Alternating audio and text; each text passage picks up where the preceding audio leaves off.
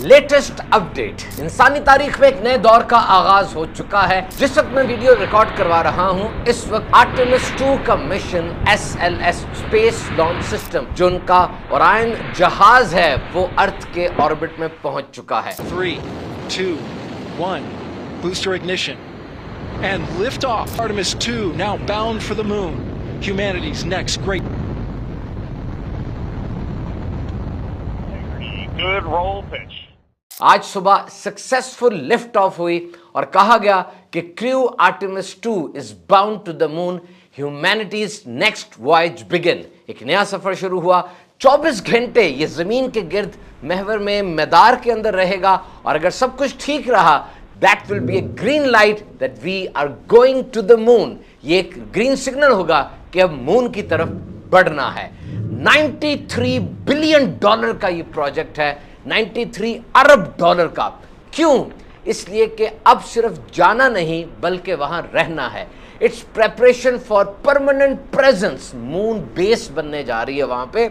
और ये क्या है कि जो चांद है वो सिर्फ एक मिट्टी का मैदान नहीं है, या वो मिट्टी का सिर्फ एक पहाड़ नहीं है, बल्कि वहां रेयर अर्थ एलिमेंट्स हैं।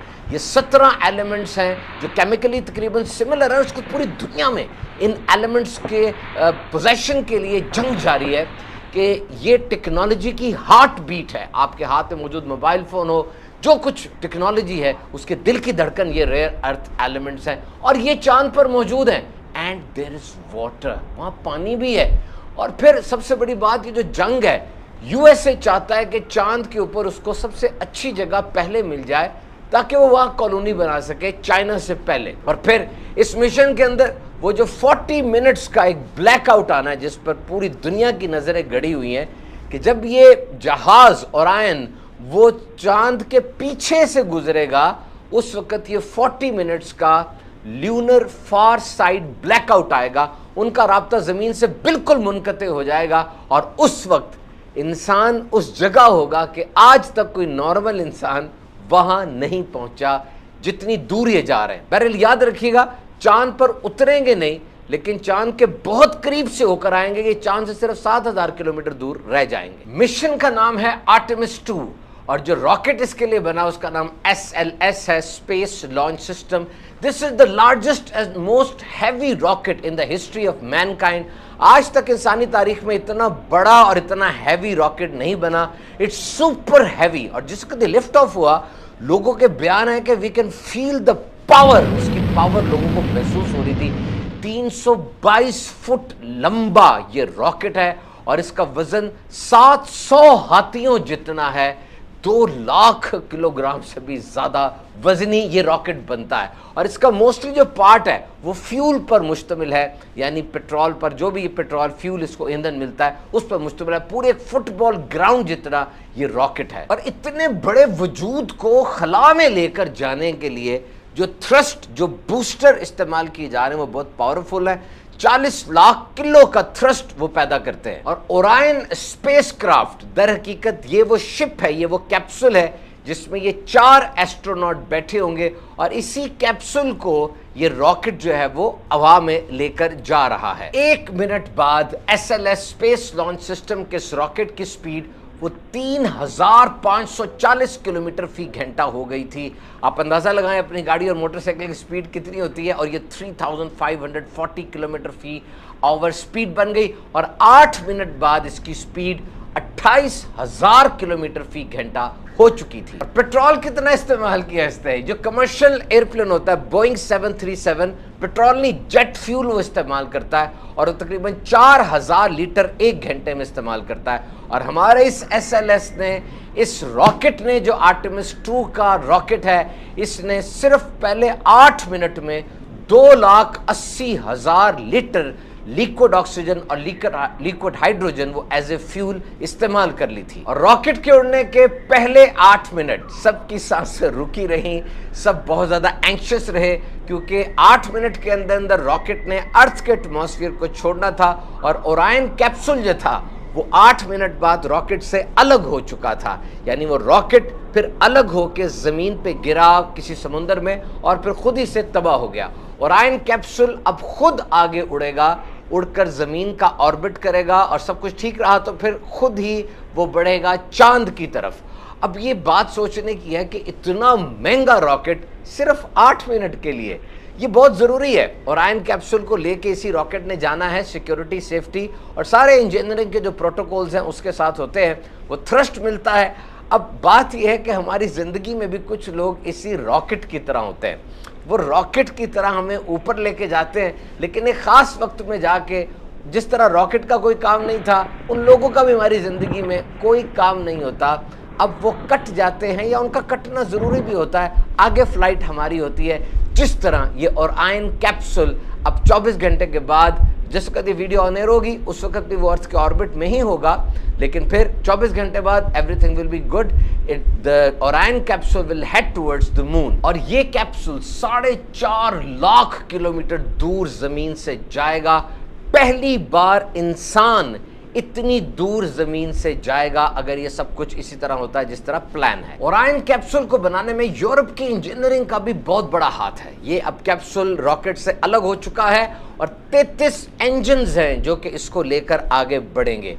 और इसमें 4 जो है सोलर विंग्स लगे हुए हैं, जिसमें बिजली, इलेक्ट्रिसिटी वो सोलर पैनल से बनेगी। ये मेरे पास अपडेट इस वक्त मौजूद है कि NASA confirm the Orion spacecraft solar array wings had fully deployed, यानी वो जो सोलर विंग्स हैं उसके वो खुल चुके हैं इस वक्त। और हर सोलर विंग में 15,000 सोलर सेल्स हैं जो कि सूरज की रोशनी को बिजली में कन्वर्ट करेंगे और वो ईंधन वो ओरायन कैप्सूल को आगे चलाएगा। और उसके अंदर का टेम्परेचर भी सेट करना है। बाहर जब -200 सेंटीग्रेड हो जाएगा, -200 सेंटीग्रेड, अंदर के टेम्परेचर को फिर नॉर्मल रखना है। 30 kilo nitrogen, 90 kilo oxygen, 240 litre पानी और फिर स्पेशल वहां पर टॉयलेट का सिस्टम। पहली बार स्पेस में ये स्पेशल टॉयलेट का सिस्टम भी इसी जहाज में इंट्रोड्यूस करवाया गया। तो दर हकीकत इसका एक मकसद ओरायन कैप्सूल को टेस्ट करना भी है कि इसकी कितनी एफिकेसी रहती है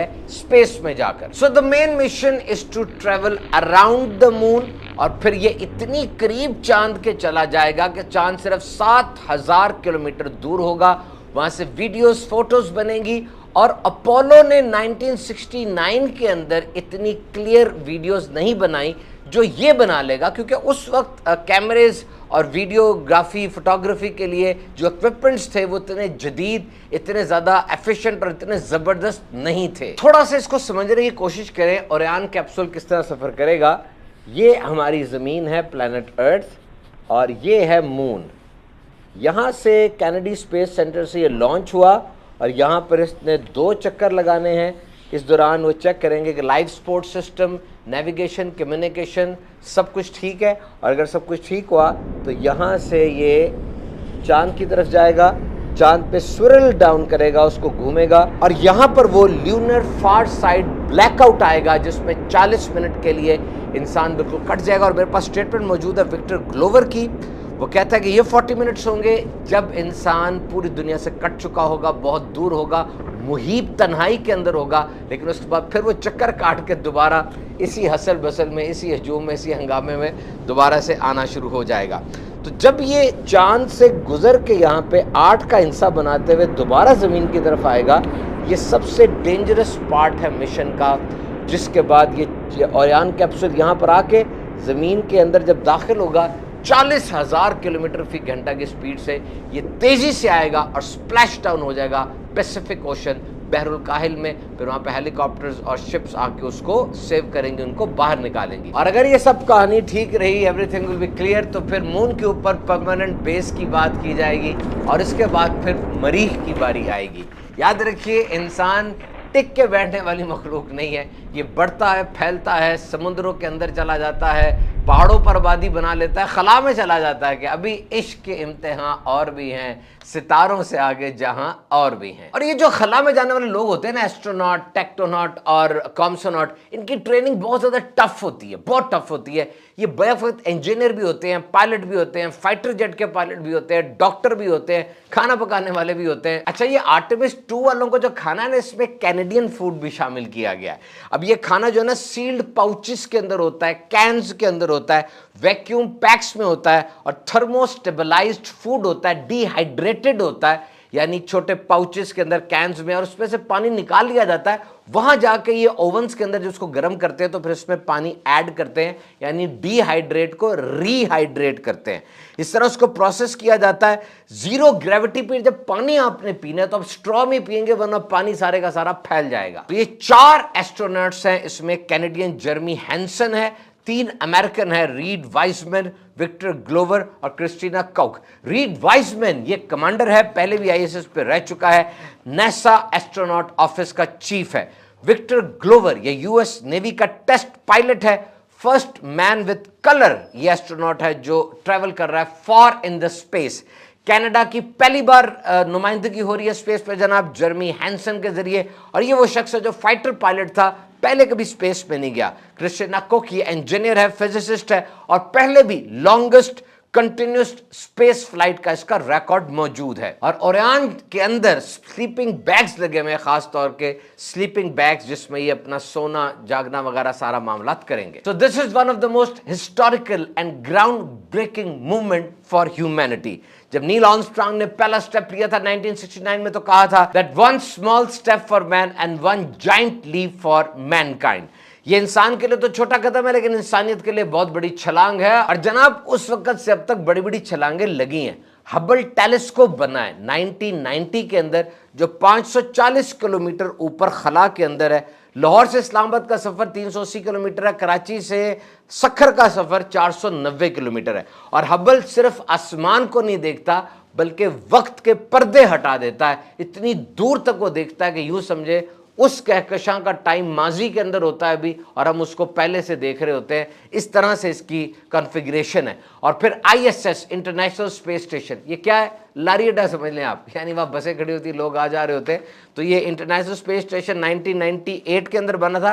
15 मुल्कों का ये लारी अड्डा है, वहाँ के लोग यहाँ जा सकते हैं। और गुज़िश्ता 23 सालों में कम से कम एक इंसान वहाँ पे लाजमी मौजूद होता है, और वो शख्स इंटरनेशनल स्पेस स्टेशन से 16 दफ़ा सूरज को तुलू और गुरूब होते देखता है। हम दिन में एक दफ़ा देखते हैं, वो एक दिन में 16 दफ़ा देखता है। चाइना का अपना अलग स्पेस स्टेशन है टियांगोंग के नाम से। और मरीख रेड प्लैनेट, ये ज़मीन से तकरीबन 225 मिलियन किलोमीटर दूर है। चांद का सफ़र तो 3,84,400 किलोमीटर है। इतनी दूर जहाज़ भेजे गए। सबसे पहले सोजर्नर था, सादा था, समझने साइकिल थी, और उसके बाद फिर स्पिरिट आया, अपॉर्चुनिटी आया। ये सोलर पावर थे, अब पेट्रोल तो भरा नहीं जा सकता, तो सोलर पावर थे, सूरज की रोशनी को लेकर अपना फंक्शन करते थे। 2010-2018 में इनको भेजा गया। मेन मकसद सिर्फ मरीख को समझना और वहाँ पानी की तलाश थी।